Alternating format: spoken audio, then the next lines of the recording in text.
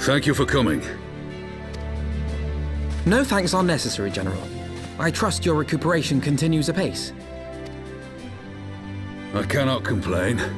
Thanks to Higiri and her ministrations, I've regained much of the strength I lost during my imprisonment.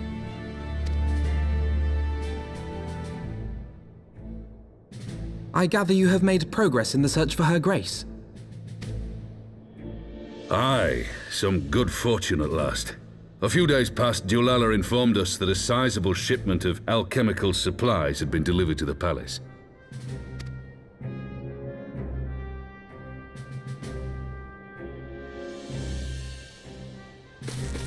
With Papa Shan's assistance, I set out to ascertain the source and nature of the shipment. My inquiries led me to Frondale's frontistery. There, I learned that an order had been placed for a curious substance designed to sustain patients trapped in death-like slumber. An invention of the former head alchemist, apparently. A death-like slumber? This cannot be a coincidence. It lends some weight to Dulala's claims, aye.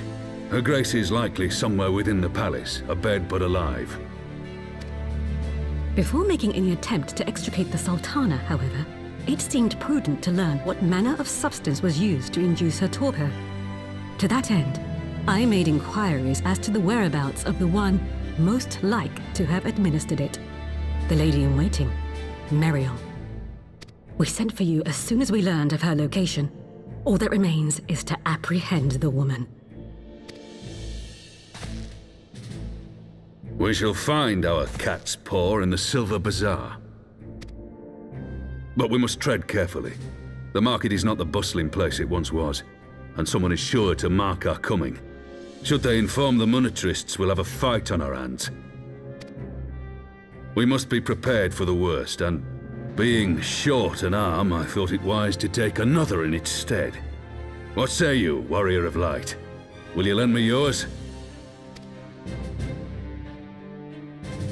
Then I pity the bastard that stands in our way. Come, my friends, for Nanamo and for Ul'dah!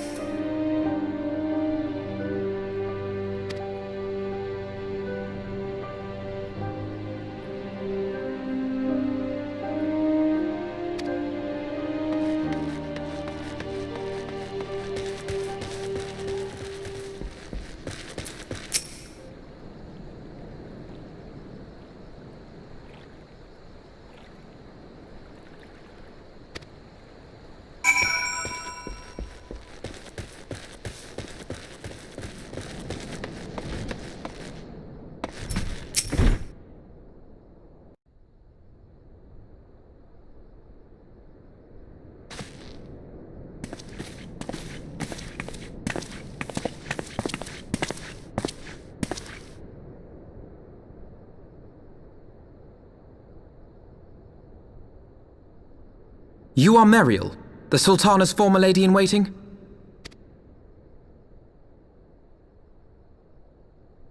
I know no one of that name. Pray excuse me.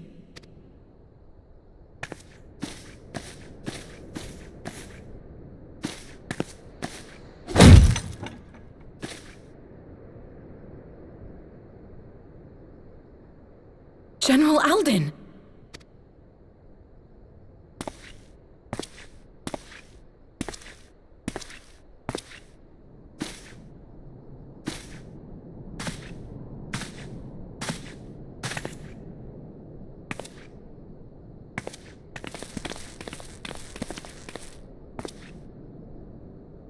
We will have the truth from you, girl.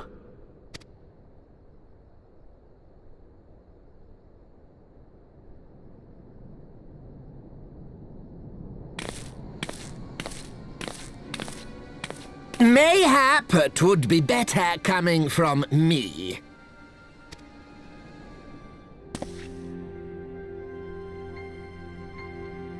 Lonorito, you'd best talk fast. As you know, Teleji Adeleji's Cartano reclamation bill was no more than a facade, a means to get his grubby little hands on that Allagan monstrosity Omega. When he learned of Nanamo's intention to abdicate, however, he was forced to amend his plans. Suddenly, assassination seemed the most promising way to further his ambitions. I am told Teleji had discovered a maid in whose veins ran the blood of House Thorn, a new, more pliable puppet to sit the throne. 'Twould have caused an uproar, of course, but few could have contested her claim.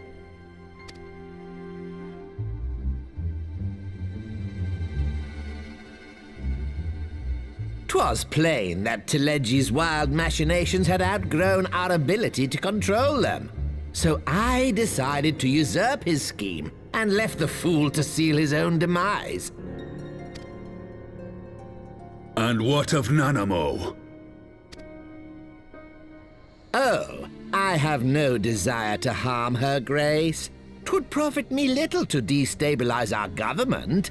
Thus did I employ young Mariel here to administer a potent sleeping potion in place of a poison.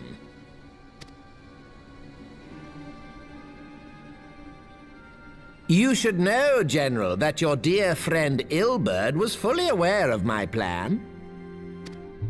I had him lie about the assassination as a means to prime your rage against Teleji.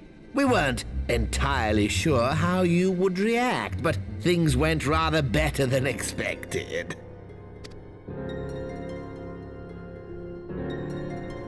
You conniving little worm! You had your claws in the Crystal Braves before their first recruit had sworn to serve!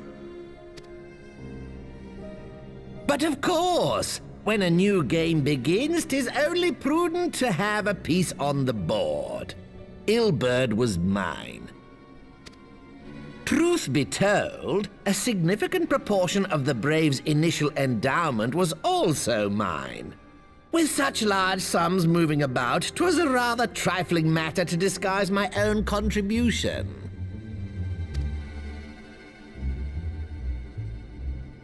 Ah, Hildibrand. I secured his services with a promise to support his cause once my authority had been solidified. I swear, the man thinks of naught but prizing Alamigo from the grasp of the Empire. Unlike you, General, the poor fellow seems quite unable to forsake the land of his forefathers. Mayhap that's why he called you a traitor to your people and a disgrace to your homeland, amongst other things. What was it he always compared you to? Oh, yes, an overgrown lapdog begging for scraps at the Sultana's table. Oh, how we laughed. Alas, Hildibrand's entertaining little outbursts eventually gave way to wearisome tirades, and the zealous brute became rather unruly. I had no wish to see you executed, you understand, but he would not take no for an answer. Rest assured, his employment with me has long since ended. Which brings us neatly to the present. What say you, General? Both you and the Sultana are alive. We have one corpse and one fugitive, and preparations have been made to restore your good name. Shall we cry quits and start again with a blank ledger? The hells we will! Do you honestly expect me to forgive and forget? After all you've done? You're guilty of high treason! Stay your blade, Master Alden. You yourself are not innocent. Or have you forgotten your own crime in executing Teledji Adeledji without trial? Though you acted out of loyalty to the Sultana, such deeds are in violation of both the word and spirit of the law.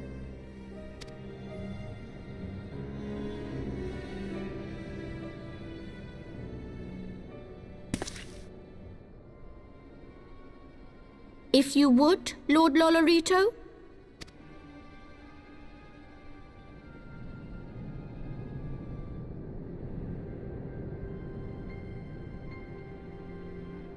This potion will wake the Sultana from her slumber.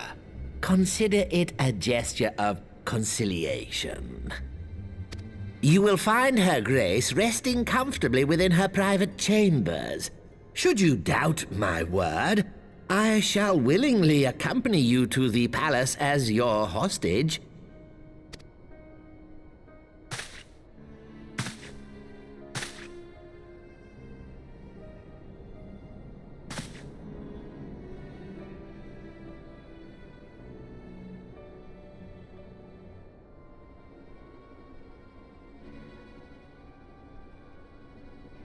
I like not your motives, Lolorito.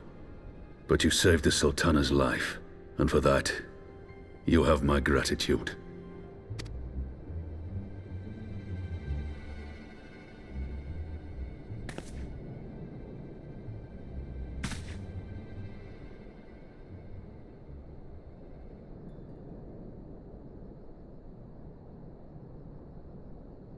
Rauban Aldin, you are hereby reinstated as General of the Immortal Flames. The citizens of Ul'dah shall once more be united under Nanamo Ul'Namo, and together we shall usher in a new age of prosperity.